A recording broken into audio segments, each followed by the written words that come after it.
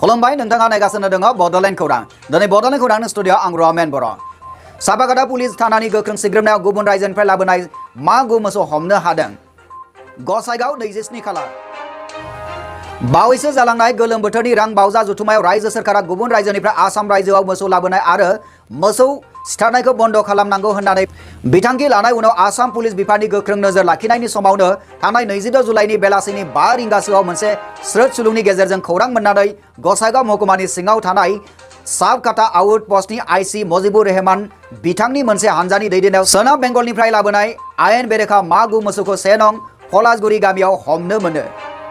যোৱাকালি আবেলি অনুমান 5টামান বজাত চৰ্চে মোক খবৰ দিলে যে পশ্চিমবংগৰ পৰা দুষ্কৃতিকাৰীয়ে মানে কিছুমান গৰু পাৰ কৰাই আছে। তাৰপিছত মই গৈ নাম্বাৰ 1 পলাশগুৰি গাঁৱৰ ৰোডত 9টা গৰু পাইছোঁ। মানুহ দেখা পাইছোঁ যদিও কিন্তু মানুহবিলাক দৌৰি পলালে, মানুহবিলাক পোৱা নাই। তাৰপিছত মই গৰুবিলাক লৈ চিজ কৰিছোঁ।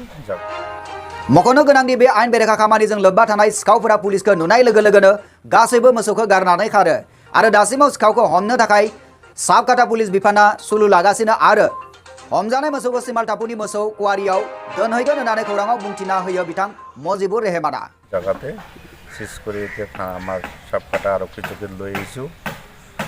এতিয়া ইয়াৰ পৰা মই গৰুবিলাক চিমলটাপুৰ পাউণ্ডত ৰাখি দিম।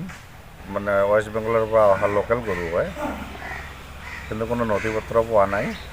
এদের কোনো মানুহক আটক কৰিব পৰা নাই? নাই, মানুহ আটক কৰিব পৰা নাই। মানুহবিলাক পলালে। ধৰাৰ কাৰণে চেষ্টা কৰি আছোঁ মই, মালিকবিলাক ওলোৱাৰ কাৰণে চেষ্টা কৰি আছোঁ। গৰুবিলাকৰ বজাৰ মূল্য কিমান হ'ব? অনুমান 1.5 লাখ মান হ'ব। गसाइगावनिफ्राय फुंखा बरगयारिनि रिपर्ट बड'लेण्ड खौरां। बर' लाइमोनफोरनि थाखाय 36 नं बेटेलियन एसएसबी गसाइगावनि आगु कौशल फोरोंथाय हाबाफारि। गसाइगाव सराइबिल गसाइगाव महकुमानि सिङाव थानाय सराइबिल कम्युनिटि नब्लाङाव थांनाय 26 जुलाइ खालाराव गासै बर' लाइमोनफोरनि थाखाय आगु कौशल फोरोंथाय हाबाफारि लानाय जायो। बे हाबाफारिनि गेजेरजों गासैबो सेंग्रा सिख्लाफोर जायफोर SSB, Indian army police, CRPF, CISF, navy, RPF बायदि बायदिनि थाखाय गाव गावखौ साखाफारा खालामदों।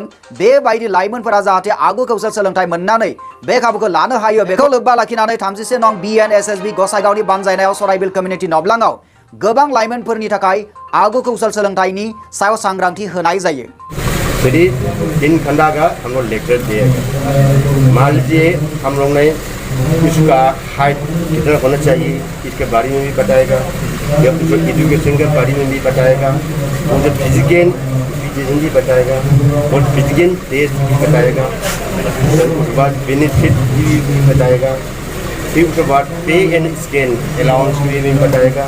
इसलिए इसको मेरा अंदर में या एसएसबी या बीएसएफ, आईटीबी और सीआईएसएफ और असम राइफल जो भी आना चाहता है तो इसलिए पहले उसको हम समझाएगा। बेबायदिनो बिटिआर हालामनि जेसेबां साख्रि मोनै लाइमोनफोर दङ बयखौबो pre recruitment training, pre recruitment test बायदि आदब खायदा जेरै गोजौ बारनाय, गोलाव बारनाय, सावस्रि आनजाद, गोजौ आरो खारनाय बायदिनि सोलोंथाइ होनानै लाइमोनफोरखौ थागथियारि खालामगोन होननानै फोरमायथिदों 36 नं बीएनएसएसबी गसाइगावनि कमान्डेन्ट अफिसार बिथाङा। एसएसबी गसाइगाव तरफ से हम लोग बोरो यूथ ट्रेनिंग के लिए 1 वीक ऑर्गेनाइज किया जा रहा है, क्योंकि बोरो लोग को यहाँ में आम पुलिस में भर्ती होना है तो क्या क्या क्वालिफिकेशन, क्या क्या गुण होना चाहिए बोल के इसके लिए हम लोग 1 वीक प्रोग्राम रखा सका है।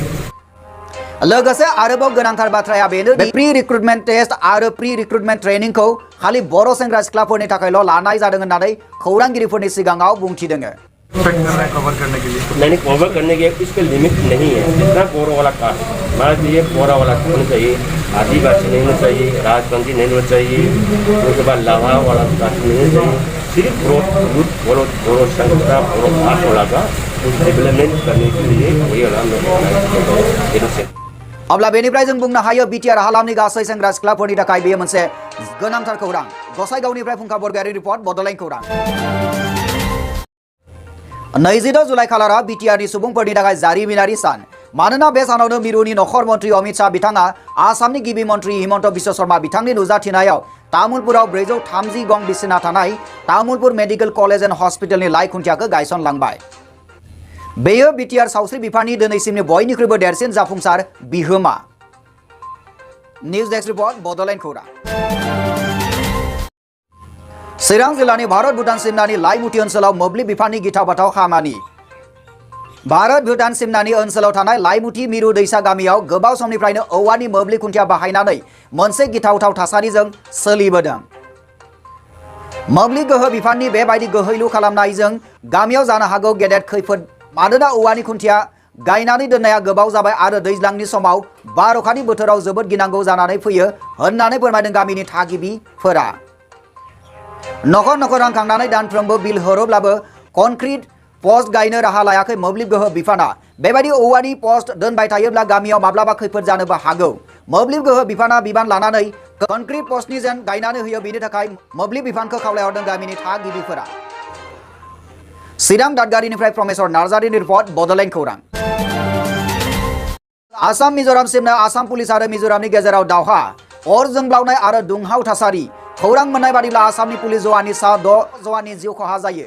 मिजोफोरनि गुलि गावहरनायाव काछारनि पुलिस जवाननि जोखोम। मख'नो गोनांदि बे समाव आसाम पुलिसनि काछारनि एसपि सासेया गोब्राबै जोखोम जानानै सिलचर मेडिकेल कलेजनि आइसिइउआव वार्डआव फाहामथाय लानो गोनां जादों होननानै खौरां मोननाय जादों।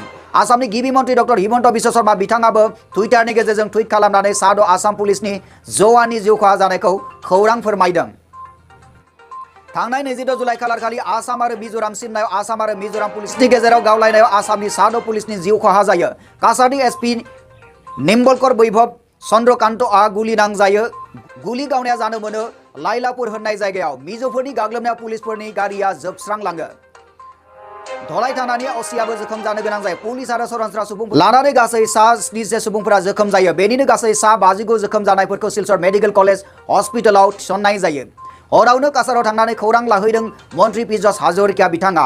एमएलए कौशिक रयनि फोसावनाय आसामनिफ्राय मिजोरामसिम थांनाय खारजुफोरा बन्द थाजोबगोन। बे बुब्लियावनो आसाम आरो मिजोरामनि सानैबो गिबि मन्त्रिफोरा नखर मन्त्रिजों सावरायलायदों।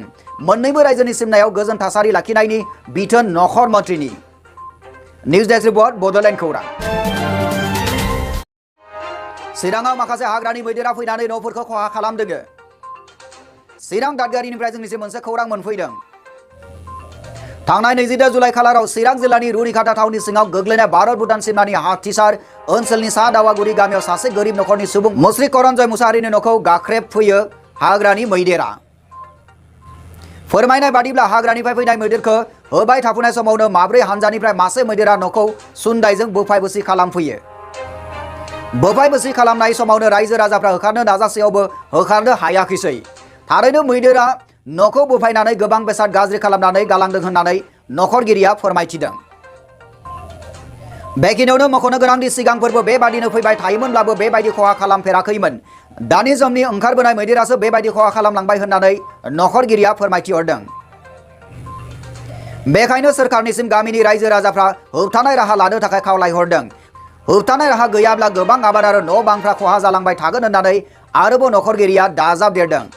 न' सिफाय जानाय नखरनि नखरगिरि मुस्रि करन्जय मुसाहारिया न' लुफिननो थाखाय रांनि अबस्था मोजां नङिखाय सोरखारनियाव मदद हास्थायदों। मिरु दैसा लाइमुथि मिरु दैसा बे गामियाव जे जों खुन्थियाखौ बे औवानिसो गायजोबनाय नुदों। बे मा खारनाव जादोंमोनलाय? बे जाहैबाय कन्ट्रेक्टारनि दारै जाहैबाय बियो। जा कन्ट्रेक्टाराथ' गोबाङैनो गामि दरसेनिखौनो मोननै मोनथाम बेबायदि गामियावहाय बोखांनानै हरदों। दा कन्ट्रेक्टारा मोजांमोनब्ला दा जोंबो गामि दरसेयावहाय जों फुरा खुन्थिया होनानै सावनो हागौमोन। दा बेबायदि कन्डिसन जाबाय। दा औवानि दानसो सावनांबाय उफाय गैयियावहाय। खय गरसो दं दा मथा मथि 25-25 एबाब दङ। जोंनो गायदों बेखौहाय।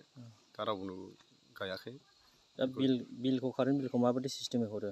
दा बेखौ मासावहाय जोङो कमिटि दानानै दोनदों। मासाव जों एक्सट्रा खांनानै दोनदों। न'खर बेखौ बास- गंफ्रामबो एखे औ गासिबो एखेजोब सोरबाबा न'खर गंसेयाव सोरबा स्टिल' बाहायगोन टिभि बाहायगोन खिन्थु औ। सोरनिबा न'खराव खालि लाइट मोनसेल' सावगोन बे गासिबो एखे गासिबो एखे बेयाव गासिबो एखे औ। फांखा सेल' आरो गासिबो बेयावनो थाजोब्बाय एक्सट्रायावनो बेनोल' दाबिनाया दा जोङो माने बिराद रिक्सनि खोथाखा नालाय बियो दा जोङो मोननोब्ला फाक्कानि पस्ट नांगौ कनजुमार नांगौ जेबो गैया बेनिखायनो जोङो दा अनोब्ला दा गोदान सरकारा जेन अननानै हरनो जों बेखौहाय लुबैयो आरो चिरां दादगारिनिफ्राय प्रमेश्वर नार्जारिनि रिपर्ट बड'लेण्ड खौरां। जों सारेन्डार खालामाखै सीएमआ लिंहरनाय बायदियै सान्थिनि थाखाय रायज्लायनोसो फैदों जों सिजफायाराव थागोन बे बाथ्राखौ बुंदों एम बाथाया। एनएलएफबिनि दैदेनगिरि एम बाथानि बेबायदि बुंथिनायनि जाहोनानो जाबाय गोबां खौरां बिजोङाव एनएलएफबिआ आसाम सोरखारनि सेराव गावखौ गथायबाय होननानै खौरां फोसावनाय जादोंमोन। नाथाय एम बाथाया रोखा फोरमायथिनानै होबाय एनएलएफबिआ गावखौ गथायाखै गोजोन सावरायनोसो हाथियार दोनथ'दों। बेनि अनगायैबो बावैसो सिगां एम बाथाया गावनि गोदान आफाद एनएलबिआव थांफिननायनि जाहोनखौ फोरमायनानै होबाय। एम बाथाया फोरमायनाय बादिब्ला एनएलबिआव थांफिननायनि गुबै जाहोना बिटिआर गोजोन गोरोबथा जाखांनायनि उनाव गावसोरखौ सैमा बादि बाहायनाय बेलजों बुनो नागिरनाय आरो गोबां मेलेमारि खस्थ' होनायनि थाखाय हाग्रायाव थांफिनदों होननानै बिथाङा फोरमायथिदों। निउज डेस्क रिपर्ट बड'लेण्ड खौरां। नोंथाङा नायगासिनो दङ बड'लेण्ड खौरां। सुंद' कमार्शियेल ब्रेकनि उनाव फैफिनगोन नोंथांमोननि सेराव। बाक्सा जिल्लानि बेंगलाव थानाय इनस्टिटिउट अफ हेल्थ साइन्स बरमायाव 2021-22 मायथाइनि थाखाय मुं थिसननाय सोलिगासिनो दङ। बेफोर जाबाय BA BCom BSc MA MCom MSc BEd PhD all stream BA BEd BSc BEd integrated course BA LLB BSc LLB BCom एलएलबिनिबो मुं थिसननाय सोलिगासिनो दं। बेनि अनगायैबो MLT TMLT BMLT MLT DPT BPT D pharma and B फार्मानिबो मुं थिसननाय सोलिगासिनो दङ। बेनि अनगायैबो BSc agriculture BSc occupational therapy BSc medical radio डायग्नोसिसनि मुं थिसननाय सोलिगासिनो दङ। जायफोर गोसो गोनां बिजाथि बिथांमोना थाबैनो स्क्रिनाव नुजानाय जानबुं नाम्बार 9435781237 एबा 7664978570 आव थाबैनो सोंना ला एबा स्क्रिनाव नुजानाय www.iohs.in.net आव थाबैनो भिजिट खालाम। दानिया फैफिनदो बड'लेण्ड खौराङाव। बड'लेण्ड खौरांनि गासैबो नागिरनो नोंथांमोननिसिम अननाय मोजां मोननाय आरो सिबिनाय फिन बावहरनानै दिनैनि रादाबखौ जोबोर फोजोबनाय जाबाय। गोजोन्थों।